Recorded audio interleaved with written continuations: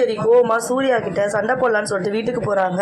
அங்க போயிட்டு என்ன தம்பி உங்களை நினைச்சு தானே அமிச்சு நானே இந்த மாதிரி நீங்க ஒரு துரோகத்தை பண்ணலாமா அப்படின்னு சொல்லிட்டு பயங்கரமா கேள்வி கேட்கறாங்க.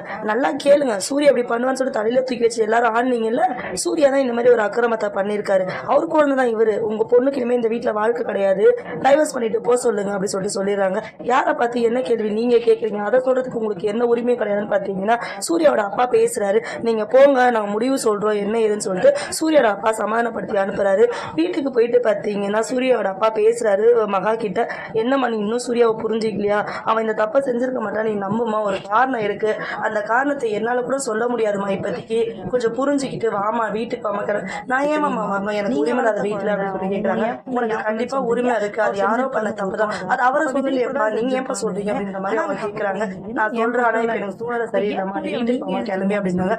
என்னால வர முடியாது மாமா அப்படின்றாங்க. அதுக்கப்புறம் உங்க இஷ்டமா அப்படின்னு சொல்லிட்டு கிளம்பி போயிடுறாங்க. ஆனா பிரபா கிட்ட மட்டும் யோசிச்சு சொல்றாங்க, மாமா அந்த மாதிரி தப்பு பண்றது கிடையாதுதான், என்ன ஏன்னா நீ கொஞ்சம் கேடு விட்டாச்சு சொல்லி சொல்றாங்க. சரின்னு சொல்லிட்டு பாத்தீங்கன்னா மாமாவை விசாரிக்க ஸ்டார்ட் பண்ணாங்க.